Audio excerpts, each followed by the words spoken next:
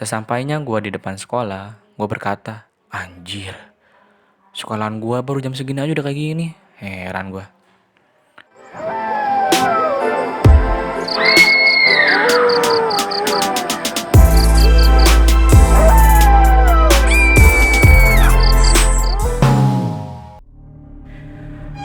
Halo mamang-mamang Dewek Sadayana, kembali lagi di channel Deweksta.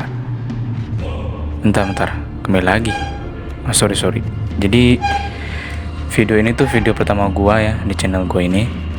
Gue sebenarnya bingung cuy mau konten apa gitu kan. Setelah gua analisis, setelah gua pikir-pikir, ya konten inilah yang lumayan gampang. Ya pokoknya doain aja dah kedepannya biar bisa makin jago ngeditnya, bisa makin bagus kualitas videonya. Makanya bro, subscribe lah, gratis cuy. Anjing, notif siapa sih itu? Pokoknya subscribe aja dah ya.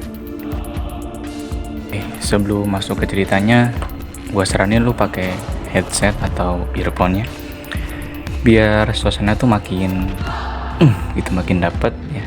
Jadi gua saranin pakai earphone-nya.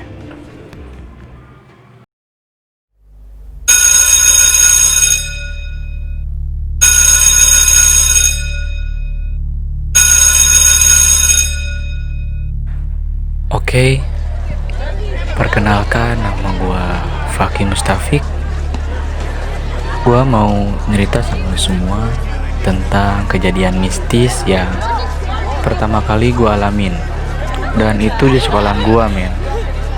Waktu itu hari Jumat sore. Gua ada rapat OSIS. Bukan rapat OSIS sih sebenarnya. Lebih ke divisi gua doang gitu, men. Dan seperti sekolahan swasta lainnya, bahwa hari Jumat adalah hari terakhir sekolah di minggu itu. Di sana divisi gua dan pembina OSIS ngebahas tentang proposal pengajuan kegiatan Maulid Nabi. Gua, Dimas, Dani, Fitri, dan Ayu, temen satu divisi gua, di sana dimarahin abis-abisan men sama pembina OSIS gua. Soalnya divisi gua dinilai lambat dalam membuat proposal pengajuan kegiatan Maulid Nabi. Gue dimarahin sama Pak Guntur, pembina OSIS gue. Kalian ini gimana sih? Dan 4 hari yang lalu loh, divisi kalian kan udah saya tugasin buat bikin proposal pengajuan. Info-infonya juga kan udah saya kasih ke kalian semua. Pokoknya saya nggak mau tahu ya, besok harus sudah selesai. Setelah Pak Guntur pergi, gue pun langsung membicarakan kapan nih proposal mau dibuat. Gue serentak nanya dong ke teman-teman gue, men, gimana nih? Malamin aja yuk di rumah gue. Dimas pun menjawab, aduh Ki, rumah gue kan jauh lur. Masa iya gue malam-malam ke rumah lu? Dani pun menambahkannya, rumah, masa gak bisa sih? Ayolah, gue jemput lu. Kita nanti ke rumah Fakinya bareng. Ayah pun menambahkannya, ya udah pertengahan aja sih, di sekolah aja, kita ngumpul di masjid sekolah aja gimana? Gua pun menjawab, ya udah deh, sok gimana cuy, kita di masjid sekolah aja ya, kita kumpul sesudah maghrib deh. Fitri pun kaget, seakan-akan menutupi ketakutannya. Dia pun menjawab, seriusan lu pada di masjid? Ayah pun membalasnya, kamu kenapa sih Pit? Bisa kan nanti abis maghrib kita kumpul di masjid sekolah? Kan rumah kamu mah tuh deket dari sini, ujar Ayu. Fitri pun membalasnya, boleh deh di sekolah, tapi jangan di masjidnya cuy. Lu gak ngebayangin apa tuh masjid kalau lagi malam-malam? Ayu pun dengan nada sedikit bercanda dan sombong berkata, ya elah Fit, kita kan berlima cuy, gak akan jadian apa-apa kok. Lagian kan kita juga gak terlalu malam ngerjainnya. Gua pun serentak menghentikan kumpulan mereka berdua. Yaudah fix ya, kita di masjid sekolah aja. Dimas pun menjawab, oke dah, kalau di masjid sekolah mah gue mau. Lumayan soalnya kan dari masjid sekolah ke rumah gue mah gak terlalu jauh Ki, daripada harus ke rumah lu.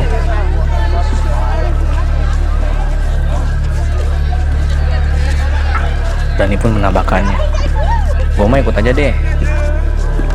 Ayu pun menutup obrolan kita sore itu. Yaudah yuk, pulang ah. Udah jam 4:30 nih. Gue nyampe rumah juga mau langsung mandi, terus cus deh ke sini. Kami pun bergegas pulang ke rumah masing-masing dan segera bersiap untuk kembali ke sekolah. Ya, sekolah kami adalah sekolah full day. Pulangnya habis asar. Lu bayangin men, lu baru pulang sekolah habis asar dengan jarak sekolah lalu ke rumah sekitar 15 km. Dan harus sampai ke sekolah kembali setelah maghrib. Ya, gua mah paling nyampe rumah jam 5-an. Dan harus udah nyiapin buat bikin proposal di sekolah. Singkat cerita, gua pun tiba di rumah tepat jam 5-an. Gua pun langsung mandi dan kembali bersiap-siap untuk bergegas kembali ke sekolah. Tiba-tiba Fitri nelpon gua. Gua angkat dong. Di telepon itu dia bilang ke gua buat ngubah tempat ngumpul kita. Katanya sih jangan di masjid. Tapi kesalahan terbesar gua saat itu ya gua nyepelein dia dan berkata, lah Fit, kan ada gua yang selalu jagain lo.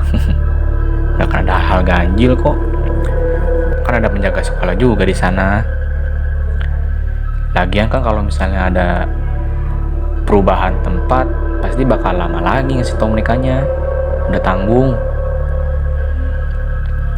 Setelah gua menutup telepon dari Fitri, gua pun meminta izin ke orang tua gua dan langsung bergegas menuju ke sekolah kembali.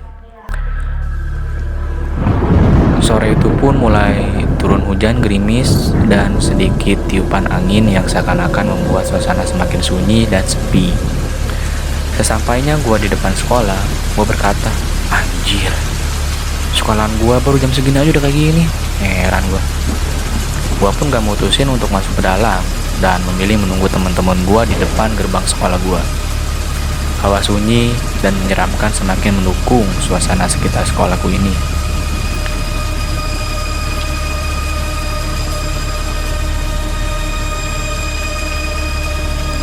Hampir setengah jam akhirnya teman-temanku mulai berdatangan dan yang pertama kali datang adalah Fitri. Ya memang sih rumah Fitri gak terlalu jauh dari sekolah. Fitri masih bersikeras agar tidak mengerjakan di masjid sekolah. Lebih baik di depan kantor aja katanya. Dia bercerita bahwa dia sering mendengar dan bahkan melihat bayangan sosok-sosok yang tidak dikenali setiap dia melewati depan sekolah dan sedikit melirik ke arah masjid. Gua pun bilang ke dia, kan wifi yang paling kencang sinyalnya di masjid, Fit. Yaudah kita ngajarin di depan kantor aja, kantor guru-guru. Semua teman-temanku mulai berdatangan dan kami segera bergegas masuk ke dalam sekolah. Penjaga sekolah gua pun langsung menegur gua kan, "Oke, mau ngapain kesini? Udah jam segini, udah sepi juga suasananya." Seakan-akan dia tidak ingin sesuatu terjadi kepada kami.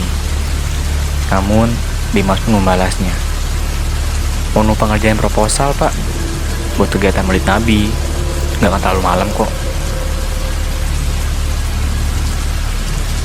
Kami pun langsung bergegas menuju masjid sekolah. Anjir. Bener apa yang dikatakan sama Fitri soal keadaan sekolah pada saat malam hari. Sepi banget, men. Hampir mirip kayak rumah kosong di perumahan gua, dengan sisi sekitar yang sudah ditumbuhi jerami. Gue langsung bilang ke teman-teman gue, bro, di depan kantor aja deh kita ngerjainnya, jangan di masjid, soalnya Fitri takut tuh. Sebenarnya gue juga takut sih, tapi kan biar kelihatan general gitu loh. Gue sama teman-teman pun mulai mengerjakan proposalnya dengan seksama. Sekian lama, ternyata kami tidak menyadari bahwa waktu sudah menunjukkan pukul 8:30 malam. Lu bayangin, gua 8:30 malam masih ada di sekolah. Fitri pun mulai semakin banyak bengong dan sering melihat ke area masjid. Ayu yang menyadari kelakuan Fitri pun langsung menanyakan apa yang terjadi padanya. Di sini pun mulai timbul hawa-hawa horor, ditambah sudah mulai terdengarnya suara-suara yang ditimbulkan dari hewan-hewan malam yang berada di sekitar sekolah kami. Dani yang orangnya asa bodohan pun ingin ke toilet dan menghiraukan perkataan yang Fitri sampaikan kepadanya. Dan, lu mau kencing toilet? Di toilet masjid. Dengan raut muka yang semakin gelisah dan tambah keringat dingin yang mulai berkucuran dari muka Fitri. Dani pun menjawabnya, iyalah, lu kebelet gua. Sambil bergegas cepat ke arah toilet masjid. Gua pun menenangkan Fitri. Fit, lu kenapa sih? Ada apa sih emangnya sama masjid itu? Dengan nada penuh penasaran. Fitri pun mulai menutup mukanya dan mencengkram tangan gua. Itu anjir di sampingnya Dani. Gua kan langsung nempel ngeliat Dani. Itu asli banget men, gua pertama kali ngeliat hal-hal mistis dalam hidup gua. Seumur hidup gua baru pertama kali saat itu.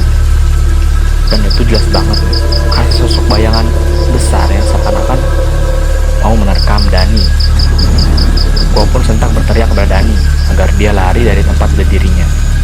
Namun sayangnya, badan Dani kaku dan gak bisa berjalan sedikit pun. Dani pun hanya bisa teriak dan menangis. Pak Omar, tolongin dong, tolongin Dani, aduh, kenapa ini? Astagfirullahaladzim. Aduh, kenapa nih? Anjir. Pomat.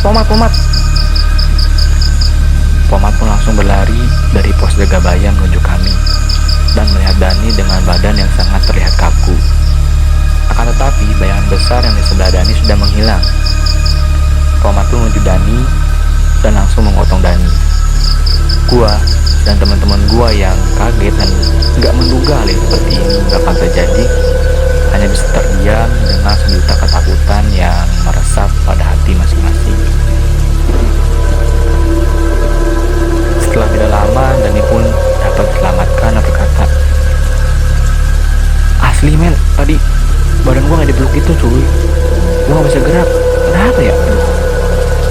Dan gua lihat ada tangan yang megang gua dari belakang, gede banget. Gila. Dengan raut muka yang shock dan hampir trauma. Selepas kejadian itu pun gua gak berani lagi sendirian ke masjid. Mau itu siang, rame, pokoknya gue gak mau deh ke masjid sendirian. Untuk keperluan apapun pokoknya gue gak mau kalau sendirian. Ya berdua juga gue masih takut sih. Kalau banyakan sih gue mau kayak. Dani pun secara langsung mengalami hal semacam itu. Dia mengalami trauma ringan selama 1 minggu kurang lebih. Oke, sekian cerita pengalaman horor yang pernah gue alamin. Jangan lupa subscribe dan nyalakan lonceng notifikasinya. Dengan subscribe dari kalian, semoga channel ini bisa berkembang.